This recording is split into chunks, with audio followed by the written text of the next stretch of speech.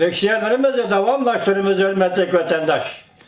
Bugün Cisaq 2019 yıl 10. ayının 5. günü hafta şembe. Endiki mavzumunda Cungo'nun baş götürüşü. Amerika'nı kandak oygattı.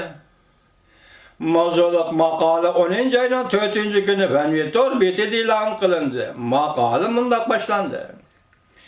Amerika Washington Vakt Gazeti California Üniversitesi Fahri Profesörü Stanford Üniversitesi Hopu Tadqiqat Orni Erbişta yukarı derecelik tadqiqatçısı Doktor Davis Hans'ın makalesi ilan kıldı.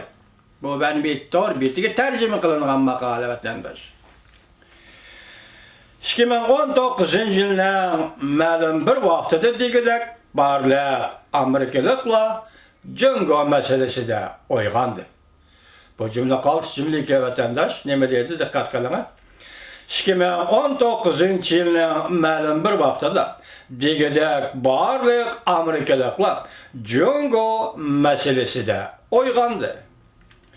Köp yıllardan beri Amerika rəhbərləri Beycan'ın Afrika'da, Asya'da, İpek yolu'da yol koygan yeni imperializmlik siyaseti, Cungo'da asallık milletlerinin ve gayri karıştıkilerinin kişilik hukukunu dəxletəroz kılıştırığa koluğunu yöpürüp olgan, anlamaslıkı salgan idi. Demek Amerika hoş müştatları. Demokratlar Partisi ve Amerika'da Cumhuriyetçiler Partisi hükümetlerinin Cungo doğrusideki her bir hiyalları hemmisideki konservatif, soda açgözlükünün ve liberalizmlik siyasette doğru buluşunun daş kaynağı bulup geldi. Ve liberalizmlik siyasette doğru buluşunun daş kaynağı bulup geldi. Beycan ezelden Amerika'nın soda ve siyasette Cungo'ya yol koyup kelgen siyasetin kən korsaklıkların ifadesi de qaramadı. Ekşe paylanışqa bolulğan Amerika'nın acizliği de qarıdı. Eğer Amerika soda ticaret ve kişilik hukuk meselesi de qanç köp yol koysa Cungo şunçuk köp barğan sıra Amerika ve Avrupa devletleriga o'xshash ish qiladi deb qaraladigan bo'lsa, mundaq qarashlar kulkuli bir qarashdir. Eng eğer ahmoqlik shu ediki, qoqshal bo'lib ketgan dogmalarga Cungo kapitalizmni quchoqlasa, asosiy qonunliq davlat qurishga elib keladi deydigan. Cungo kapitalizmni quchoqlasa, asası kanunluq devlet kuruşqa elib keludi deydigan dogmalar işinişdir. Macumurni yana bir okuyma macumlar vatandaş. En eğer ahmaklar şu ediki, qaqshal bulup ketken dogmalarga, yani Cungo kapitalizmni quchoqlasa, asası kanunluq devlet kuruşqa elib keludi deydigan dogmalarga işinişdir. Cungo'lukla yeni çıkan tılpınla setip elişka iktidarlık liken özünün namzatlarını özü tallaşka ve özünün namzatlarını özü saylaştan nemi işkelliğine bilmeydi. Amerika nemi işkımında kırış karakterlik usul bilen Cungo'ya muamele kırdı. Yani bir yerde soğudu o işin devatkan boz gerek. Amerika nemi işka bunda kırış karakterlik usul bilen Cungo'ya muamele kıldı. Cungo'nun erzan emgek gücü, Amerika'da kanun tüzümünün koyup etilişi, Amerika'da sanaksız, Amerika şirketlerinin devlet içindeki zavutlarını takip edip, Cungo'ya verip zavut kuruşunu keltirip çıkardı. Nurgun kişiler korudulup kalgan Amerika'nın otları ve gərbi kısmındaki yeziladın məğlub bolğanlığa köngül bölmedi.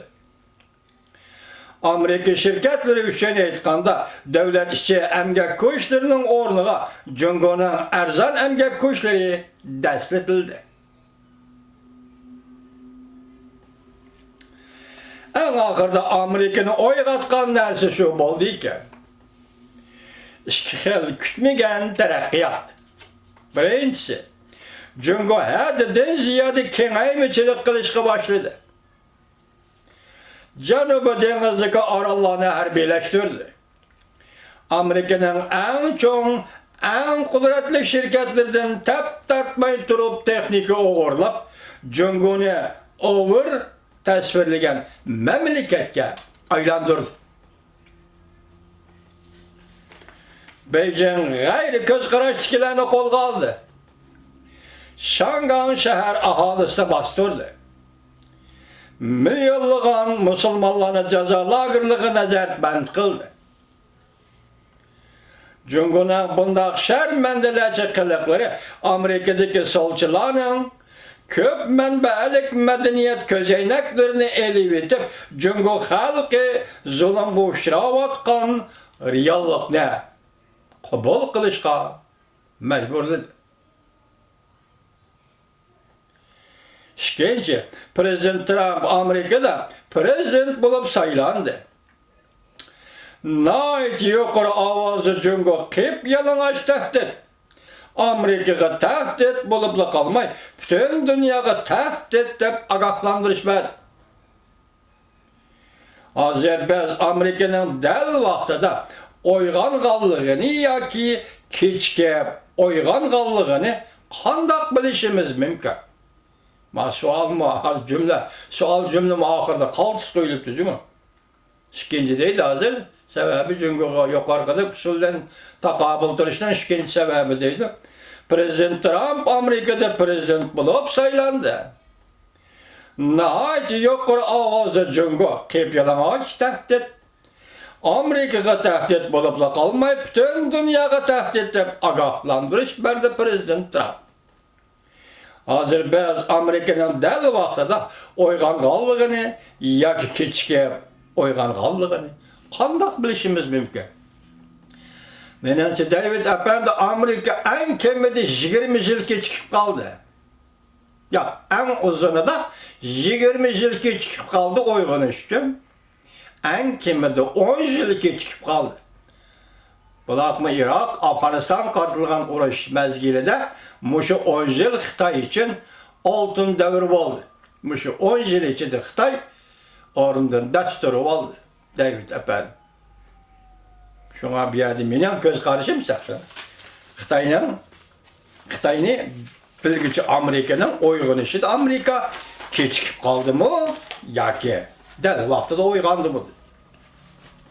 Diğer sualga menen göz karışım şu.